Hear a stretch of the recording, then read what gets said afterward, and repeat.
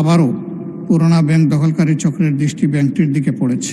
নূতন ষড়যন্ত্রের মাধ্যমে পরিচালনা পর্ষদের চেয়ারম্যান পদে বিতর্কিত এবং দুর্নীতির অভিযোগে চিহ্নিত ব্যক্তিকে বসানো হয়েছে। যেহেতু ইসলামী ব্যাংক বাংলাদেশ দেশের সর্ববৃহৎ বেসরকারি ব্যাংক, দেশের মোট রেমিটেন্সের একটি উল্লেখযোগ্য অংশ এই ব্যাংকের মাধ্যমে দেশে আসে।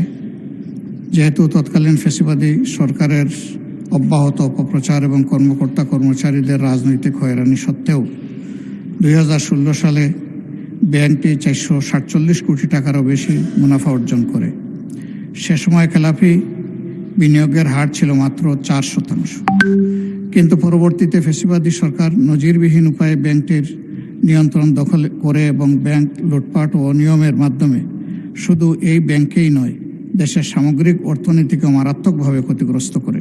এক্সট্রিম মশার কয়েল প্ল্যান্ট ফাইবার দিয়ে তৈরি, ডেঙ্গু, চিকুনগুনিয়া বাহি সহ যে কোনো মশার বিরুদ্ধে দেয় এক্সট্রিম সুরক্ষা। এর ফলশ্রুতিতে 2024 সালে ব্যাংকের মুনাফা আশঙ্কাজনকভাবে কমে যায় এবং শেয়ার হোল্ডারদের কোনো লভ্যাংশ প্রদান করা সম্ভব হয়নি। খেলাপি বিনিয়োগের পরিমাণ মোট বিনিয়োগের প্রায় 51% এসে পৌঁছায়।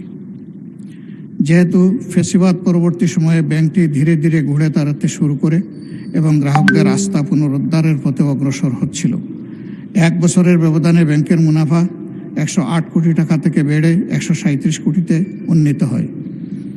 ঠিক এমন সময় আবারও পুরোনো ব্যাংক দখলকারী চক্রের দৃষ্টি ব্যাংকটির দিকে পড়েছে।